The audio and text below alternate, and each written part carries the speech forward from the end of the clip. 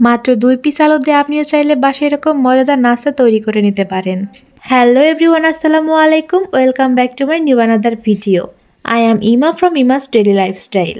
প্রথমে 2টা আলুকে খুব সুন্দরভাবে খোসা ছাড়িয়ে নিব।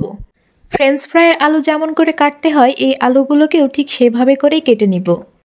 আমি যেভাবে আলুটা কাটছি আপনারা দেখলেই বুঝতে পারবেন আলুগুলো ঠিক কিভাবে কাটতে হবে। আমি ঠিক একইভাবে সবগুলো আলুকে স্লাইস করে কেটে নিব। আপনারা বাসায় রেসিপিটা কিন্তু অবশ্যই ট্রাই করতে ভুলবেন না। বাসায় থাকা অল্প কিছু উপকরণ দিয়েই কিন্তু এই সহজ রেসিপিটা তৈরি করা যায়। যাই হোক, আমার একইভাবে সবগুলো আলুকে স্লাইস করা হয়ে গিয়েছে। এবার এই আলুগুলোকে ধুয়ে আমি খুব সুন্দরভাবে পানিগুলোকে ঝরিয়ে নিব। এবার আমি একটা ডো তৈরি করে নিব। এখানে আমি 1 কাপ মতো ময়দা ব্যবহার করেছি। আপনারা চাইলে ময়দার পরিবর্তে আটাও ব্যবহার করতে পারেন। এবার দিয়েছিলাম 1/2 চা চামচ মতো লবণ, দিয়েছি 1/2 চা চামচ মতো শুকনা মরিচের গুঁড়া। আপনারা চাইলে ঝালটা বাড়িয়ে কমিয়েও নিতে পারেন। তারপর দিয়েছি 1/2 চা চামচ গোলমরিচের গুঁড়া এবং দিয়েছিলাম একটা স্বাদে ম্যাজিক মশলা।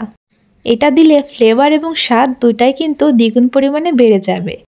যাই হোক, এবার একটু সামান্য মিক্স করে নিয়ে এখানে আমি পানি ব্যবহার করে নিব। আমি এখানে 1 কাপ ময়দার জন্য 1 কাপ পরিমাণ পানি ব্যবহার করেছি। আপনাদের কিন্তু এর থেকে কম বেশিও লাগতে পারে। আমি এখানে অল্প অল্প করে পানি ব্যবহার করেছি আর অল্প অল্প করে মিশিয়ে নিয়েছি। দেখলেই বুঝতে পারবেন আমি এর ঘনত্বটা ঠিক কতটুকু রেখেছিলাম। যাই হোক, এখানে আমার ডোটা তৈরি হয়ে গিয়েছে। এবার আমি আরেকটা পাত্রে আবারও কিছু পরিমাণ ময়দা নিয়েছি এবং তার মধ্যে 1/2 চা চামচ লবণ, 1/2 চা চামচ শুকনা মরিচের গুঁড়া এবং 1/2 চা চামচ গোলমরিচ ব্যবহার করেছি। তারপর এই সমস্ত শুকনো উপকরণগুলো আমি খুব ভালোভাবে মিশিয়ে নিব। এই তো আমার এখানে মেশানো হয়ে গিয়েছে। এবার আমি এটা একটা সাইডে রেখে দিব। এবার হলো মেইন পার্ট, অর্থাৎ কোট করার পালা। এখানে আমি যে আলুগুলো স্লাইস করে রেখেছিলাম সেই আলুগুলোকে প্রথমে যেই ডোটা তৈরি করেছি তার মধ্যে খুব ভালোভাবে মিশিয়ে নিতে হবে। এখানে ঘনত্বটা খুব বেশি পাতলা করা যাবে না, কারণ আলুর গায়ে যদি ডোটা লেগে না থাকে তাহলে কিন্তু লেয়ার তৈরি হবে না। যাই হোক, ডোর মধ্যে চুবিয়ে নিয়ে এবার আমি ময়দার মধ্যে দিয়ে দিব। ময়দার মধ্যে দিয়ে খুব ভালোভাবে আমার কোট করে নিতে হবে। এই কোট করার কাজটা কিন্তু সময় নিয়ে করতে হবে, তাহলে লেয়ারগুলো খুব সুন্দরভাবে তৈরি হবে। আমি এর উপরে অল্প অল্প করে ময়দা ছিটিয়ে নিয়ে আলতো হাতে চেপে চেপে এখানে লেয়ারগুলো তৈরি করে নিব। বলে বোঝানোর মতো এটা কিছুই না, আপনারা দেখলেই বুঝতে পারবেন আমি ঠিক কিভাবে কাজটা করে নিয়েছি। এইভাবে করে সমস্ত আলু ময়দার কোট করে নিতে হবে। যাই হোক, আমার এখানে কিন্তু কোট করা তৈরি হয়ে গিয়েছে। এবার একটা প্যানে বেশ কিছুটা পরিমাণ তেল আমি এখানে গরম করে নিয়েছি। তারপর একে একে সব আলুর ফ্রেঞ্চ ফ্রাইগুলো আমি করে নিব।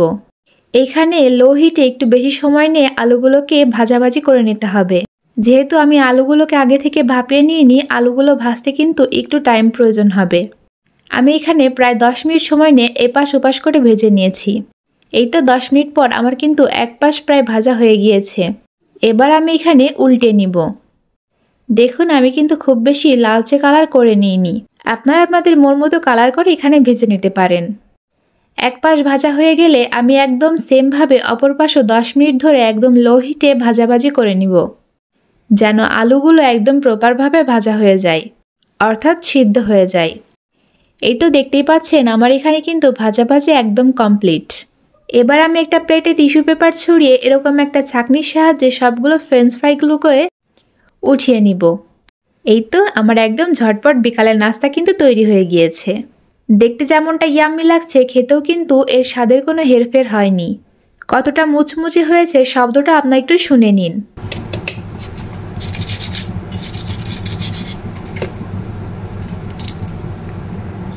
যাই হোক, আজকে এই পর্যন্তই। ভিডিওটা কেমন লাগলো অবশ্যই জানাতে ভুলবেন না। Thanks for watching.